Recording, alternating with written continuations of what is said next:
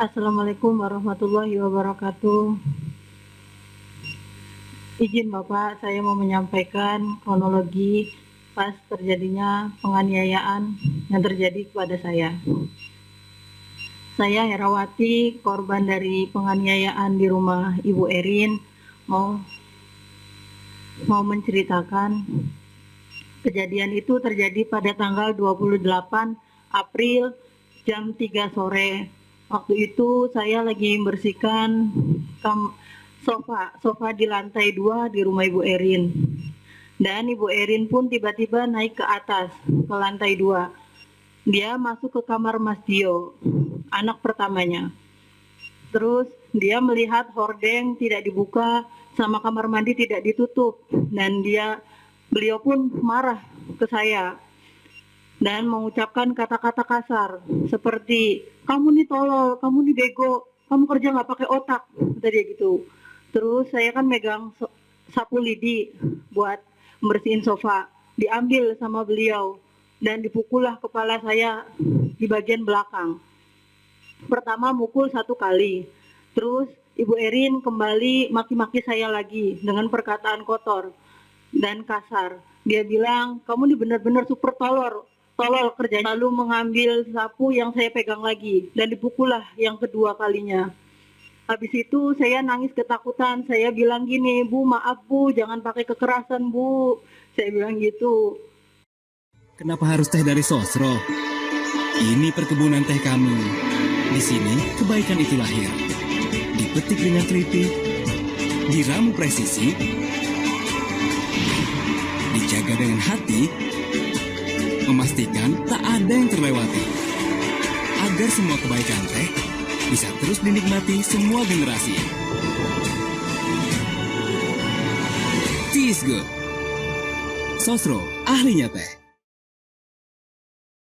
Terus beliau tetap maki-maki saya dengan perkataan kasar. Kata dia, habis kamu tolol di sini, kerjanya nggak bisa kamu salah-salahan. Tahu nggak ini rumah mewah, bukan rumah kamu, rumah gembel, kata dia gitu. Nah terus saya bilang, iya maaf Bu, nanti saya kerjakan semuanya Bu. Beliau turun ke bawah, ke lantai 1. Dan saya pun pas Ibu Erin udah turun, saya langsung lari ke kamar mengambil HP saya untuk menghubungi Bu Yayasan saya. Saya WA ke Bu Yayasan, Kak, maaf Kak, saya pulang saja Kak, tolong jemput saya Kak, saya di sini udah dianiaya, ini buktinya, saya foto sapu yang buat mukul saya. Saya foto, saya kirimkan ke Kania, dan Ibu Yayasan nggak langsung balas, tapi udah dibuka WA saya. Habis itu ada anaknya Bu Erin yang kedua, namanya Mas Kenji. Dia pulang sekolah ke atas. Saya mengadu ke Mas Kenji sambil nangis gemeteran. Mas, tolongin saya Mas, saya habis dipukul sama Ibu Erin 2 kali pakai sapu. Terus Mas Kenji jawab, ya Allah Mbak, katanya nanti saya bantu ngomong ke Papa, kata dia gitu. Nah habis itu saya dipanggil sama Bu Erin, Herawati sini, dari bawah. Saya langsung lari, iya Bu, saya bilang gitu. Saya ke bawah, terus kata Bu Erin, kamu jongkok depan saya, jangan berdiri, kata dia. Oh, ART saya di situ dianiaya mungkin, jadi dia marah. Terus Bu Erin nendang kepala saya terjengkang di situ. Dan saya bilang, Bu maaf Bu kalau saya salah, saya bilang gitu kan. Kamu nih tolol, yayasan kamu juga tolol, kata dia gitu. Saya minta pengganti kamu udah lama, kenapa nggak diganti-ganti, kata dia gitu. Lalu saya menjawab sambil nangis, Bu bukannya kemarin udah ada pengganti saya orang Sunda, tapi bukan mintanya orang Jawa. Sampai Bu yayasan saya udah ngasih 3 kali kandidat buat pengganti saya. Ibu tetap nggak mau. Kamu nih jangan ngelawan aja, kamu nih super tolol, katanya. Kamu nggak asal-asalnya di sini ya, nggak bisa macam-macam kamu sama saya, kata dia gitu. Nanti saya bisa laporin kamu ke polisi, kata dia gitu. Iya Bu maaf, saya bilang gitu. Bu saya minta pulang aja Bu, saya jawab gitu. Terus kata Bu Erin, nggak bisa, kamu nggak bisa seenaknya pulang, katanya. Kamu harus ada penggantinya, tunggu kamu penggantinya, katanya. Nggak saya gaji kamu di sini. Terus saya bilang, ya Bu nggak apa-apa, nggak digaji juga nggak apa-apa, yang penting saya keluar Bu. Saya bilang gitu kan. Terus kata Bu Erin, udah kamu jangan dijawab, kamu kembali ke atas, bersihin kamarnya Dio yang benar, kata dia gitu. Nah, Bu Erin melihat ada HP di saku saya. Katanya, HP kamu sini. Kamu ini tukang adu-ngadu ke yayasan kamu, katanya. Taruh di sini HP-nya. Terus saya taruh HP saya di situ. Saya kembali melangkah, baru 2 langkah anak tangga, saya melihat Ibu Erin udah banting HP saya. 2 kali di lantai. Saya ke atas, saya ngerjain kamarnya Mas Dio, saya bersihin sambil nangis gemeteran. Nah, pas udah selesai, saya turun ke ruangan ART di dapur. Saya minta tolong Bu Erin dibawa ke kamar. Terus kata Mbak Nur, iya Her. Berhubung saya udah hafal nomornya Ibu Yayasan, langsung saya nelpon. Kak, tolong Kak, saya hari ini harus keluar. Saya bilang gitu, saya nggak bisa kerja kayak gini Kak, saya udah dikasarin. Terus kata Ibu Yayasan, iya Her, nanti saya ke situ, nunggu suami saya pulang dulu ya Her, kata dia gitu. Iya, saya sambil nunggu. Ibu Yayasan nelpon saya lagi pas udah di jalan. Her, bilangin ke majikan kamu, kita kan secara baik-baik maunya ya Her, kata dia gitu. Bilangin kalau saya lagi di jalan Her, soalnya kan ini dari Bekasi ke Bintaro jauh loh Her. Ini posisi malam, saya bawa anak kecil, kata Ibu Yayasan. Iya Bu, nanti saya bilangin ke Ibu Erin.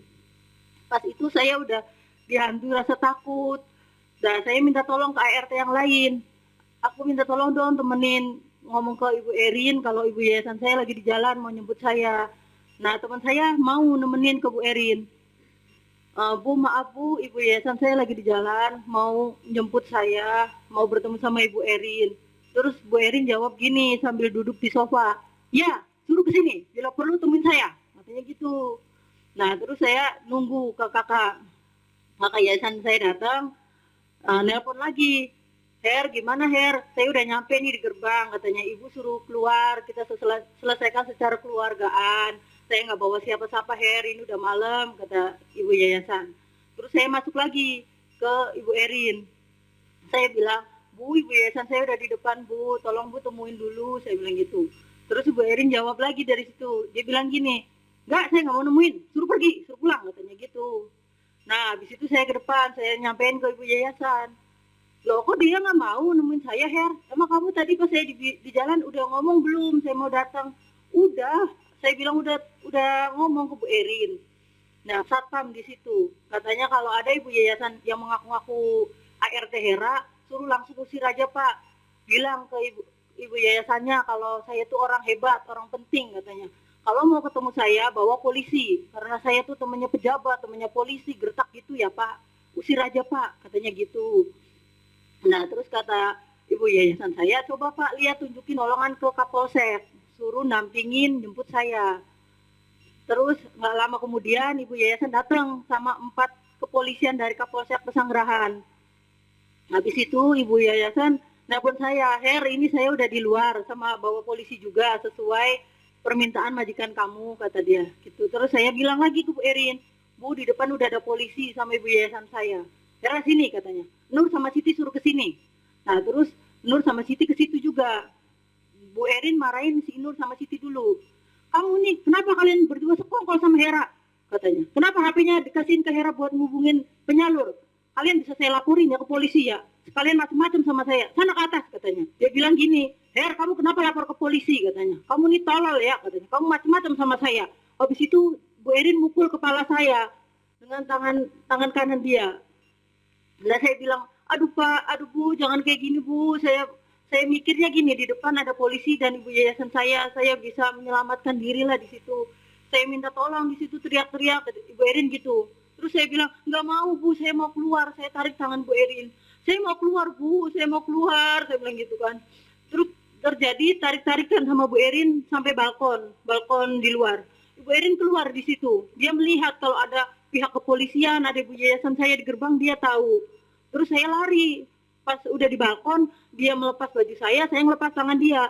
Saya lari, nggak pakai sendal, nggak mikirin baju, nggak mikirin HP, nggak mikirin gaji. Yang penting saya selamat. Udah begitu ceritanya Pak. Terima kasih.